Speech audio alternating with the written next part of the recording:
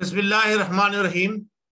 अस्सलामु अलैकुम वरहमतुल्लाहि वबरकातुहू। अस्सलातु वस्सलामु अलैका या सय्यदी या रसूलल्लाह व अला आलिका व अस्हाबिका या सय्यदी या हबीबल्लाह। अस्सलातु वस्सलामु अलैका या खातिमुन नबीन मोहम्मद मुस्तफ़ा सल्लल्लाहु ताला अलैहि वसल्लम। जुम्मतुल मुबारक का दिन है नाज़रीन, और आप देख रहे हैं आपका अपना पसंदीदा प्रोग्राम जिसका उन्वान होता है आपके सामने।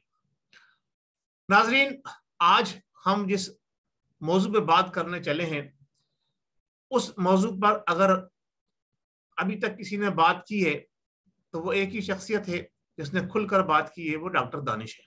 नाज़रीन, ये मौजू है ग्रेटर इसराइल और हमारा मौजूदा स्ट्रक्चर ऑफ पाकिस्तान गवर्नमेंट।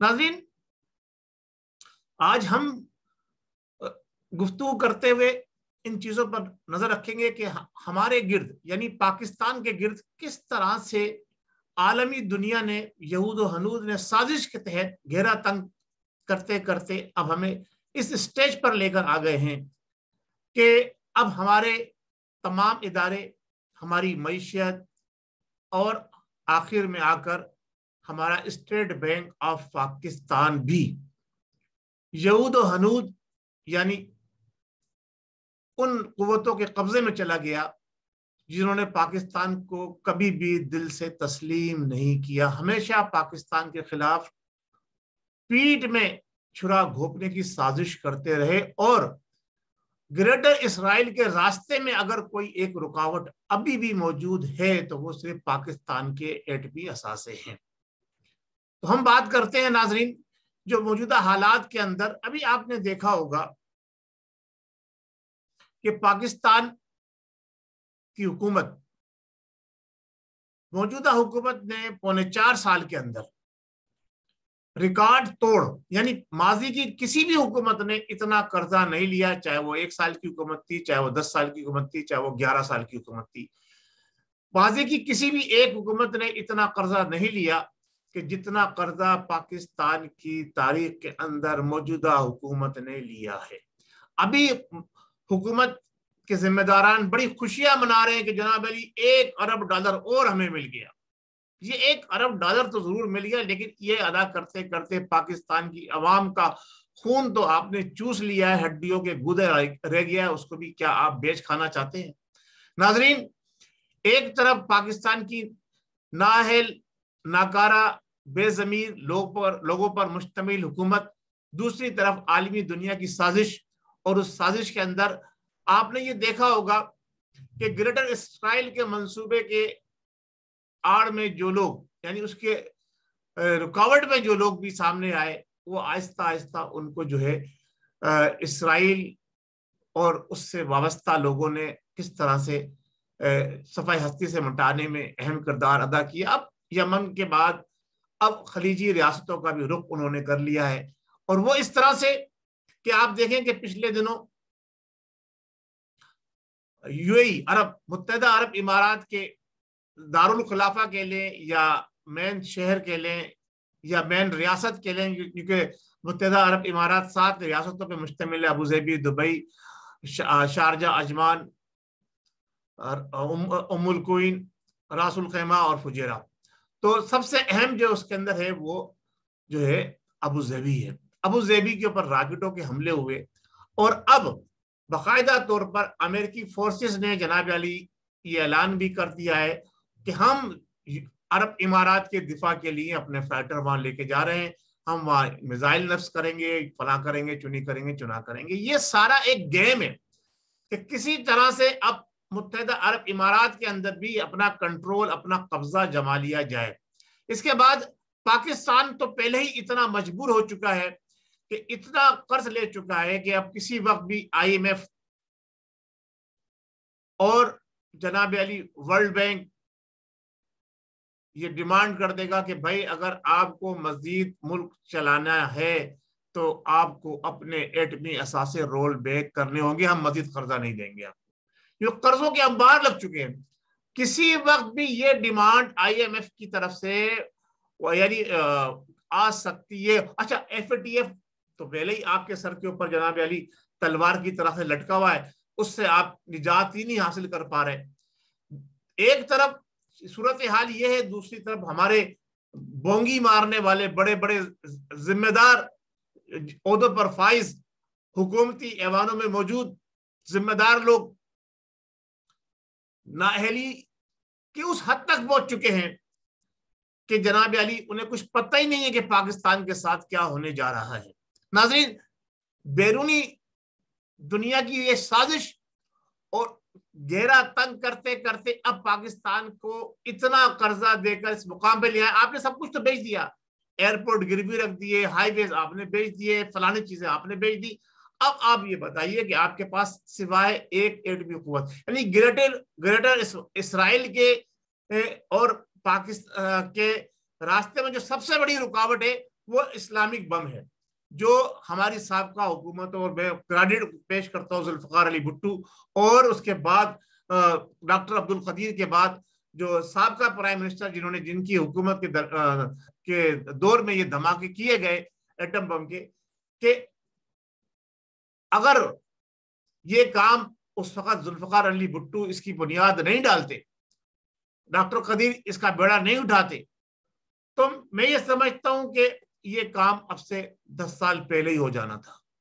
لیکن اب تک اس عمل کو روکنے میں جو رکاوٹ بنا ہوا ہے وہ پاکستان کا ایٹم بم ہے، اور اب موجودہ حکومت کو ابھی تک ہوش نہیں آ رہا ہے، کیونکہ یہ لوگ تو نابلد لوگ ہیں نا، انہیں تو وہ والا حساب ہو گیا ہے کہ اندھے کو جناب علی آپ نے جناب علی حکومت دے دیے، اندھا بھی ہے، بیرا بھی ہے، گونگا بھی ہے، کانا بھی ہے۔ اب وہ کیا کرنے جا رہے ہیں؟ وہ عوام کو کس طرح خوش کر رہے ہیں؟ ہیلتھ کارڈ لے لو، راشن کارڈ لے لو، فلانا یہ لے لو۔ ارے بھائی، پاکستان کی معیشت کو مضبوط کرنے میں آپ نے کیا کردار ادا کیا ہے؟ یہ آپ مفت کی روٹیاں کھلا کھلا کے قوم کا مورل اور ڈاؤن کر رہے ہیں، انہیں اور مفلوج کر رہے ہیں۔ انہیں جس طرح سے آپ بچپن سے بھیک مانگتے آ رہے ہیں اور اب 70 سال کی عمر کے قریب پہنچ گئے، بھیک مانگتے مانگتے ابھی بھیک مانگ رہے ہیں، اور ہمیشہ کہا یہ کہ میں کچکول توڑ دوں گا، اور ابھی بھی بھیک مانگنے کے آپ پیچھے نہیں ہٹ رہے۔ آپ قوم کو بھی بھیک مانگنے پر اور ان کو جناب علی ان چیزوں پر مجبور کر رہے ہیں، بجائے اس کے کہ جو اربوں روپے آپ نے کووڈ کے درمیان کھا لیے، یا جناب علی قوم کو آپ نے خراج کے طور پہ خیراتی خانے کھول دیے، اگر کاروبار پر لگاتے معیشت مضبوط ہوتی، کوئی زر مبادلہ آتا ملک سے باہر، کوئی چھوٹی چھوٹی انڈسٹریاں لگاتے، نہیں وہ کام نہیں، پوزیٹو کام نہیں کر رہے۔ عوام کو مفت کی روٹیاں کھلانے کے لیے ان کو سہولتیں فراہم کر رہے ہیں، اربوں خربوں روپیہ اس پر لگا لیے تیار ہے، لیکن کوئی پوزیٹو کام کرنے کے لیے تیار نہیں ہے۔ کیوں؟ کہ یہ بیرونی ایجنڈا ہے کہ عوام کو اتنا مفلوج کر دو کہ پھر عوام نہ کھڑی ہو جائے، کہیں ہم عسکری ادارے میدان میں نہ آ جائیں گریٹر اسرائیل کی راستے میں رکاوٹ بننے کے لیے۔ تو اب آپ کے پاس کیا قوت ہے؟ صرف آپ کے پاس ایک ایٹمی قوت ہے، جس کی وجہ سے یہ سارا معاملہ رکا ہوا ہے۔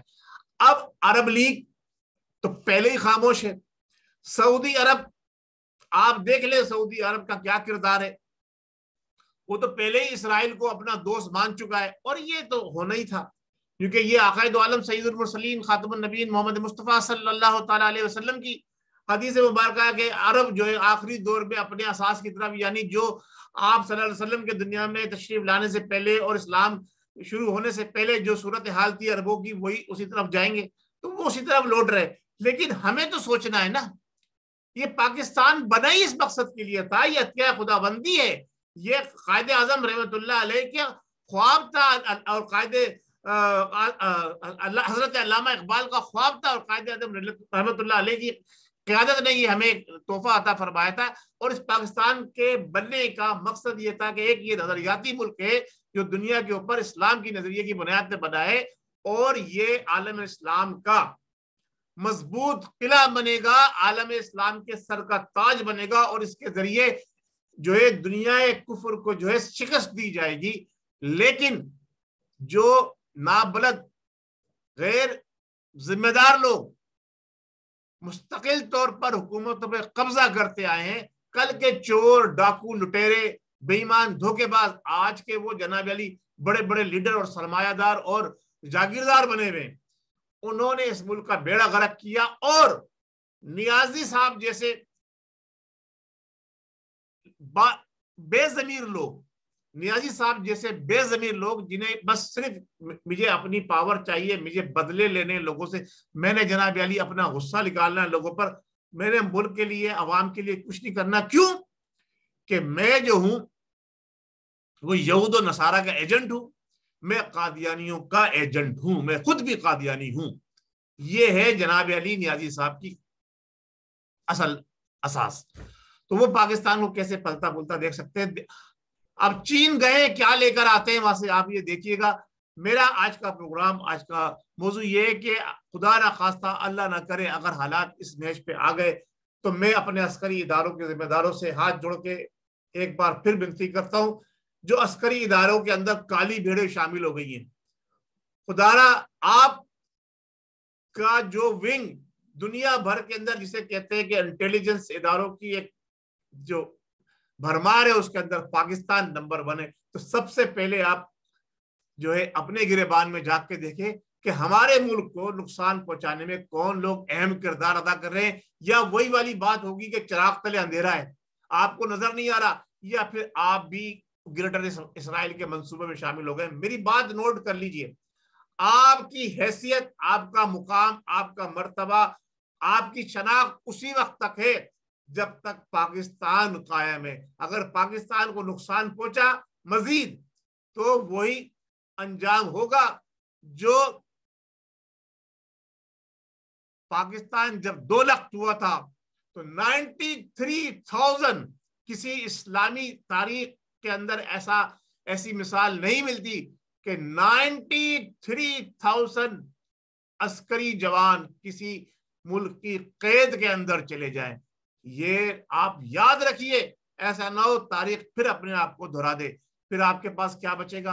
عوام کا کیا ہے؟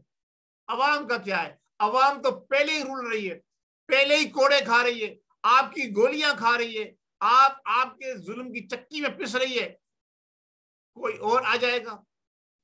اسلام کے نام پر پاکستان بنا تھا, اس پہ کوئی یہود و نصارہ قبضہ کر لیں گے, عوام ان کے رنگ میں رنگ جائے گی, کیونکہ آدھی تو عوام بے حس اور قائل ہو چکی ہے. آپ نے اس کو بے حس اور قائل کر دیا ہے. اب صرف چند لوگ رہ گئے جو اللہ اور اس کے رسول کے احکامات کی پیروی کرنے میں اہم کردار ادا کرتے ہیں, ان کو آپ آہستہ آہستہ راستے سے ہٹاتے چلے جا رہے ہیں. تو پھر انجام وہی ہوگا جو گریٹر اسرائیل بنانے والے چاہتے ہیں. اللہ تبارک و تعالیٰ سے ہم دعا کرتے ہیں کہ اللہ تبارک و تعالیٰ ہمارے کسی عسکری ونگ کے ذمہ دار کو یہ توفیق عطا فرما دے.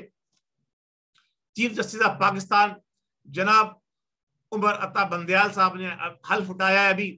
اب دیکھتے ہیں یہ کیا کرتے ہیں. اگر عدلیہ کو درست کر لیں تو سارے معاملات درست ہو جائیں گے. حق اور انصاف اگر ہمیں ملنا شروع ہو جائے گا, تو اگر عدلیہ صحیح معنی میں نوٹس لے کر ان تمام بد کردار لوگوں کو جن کو پچھلی حکومتوں نے اور عدالتوں نے بیجا نوازا ہے, تو وہ ان کے اوپر اگر اپنا پھندا ڈال دے تو میں سمجھتا ہوں پاکستان جو ہے وہ اپنا وہ مقام پا لے گا کہ جس مقصد کے لیے پاکستان بنا تھا.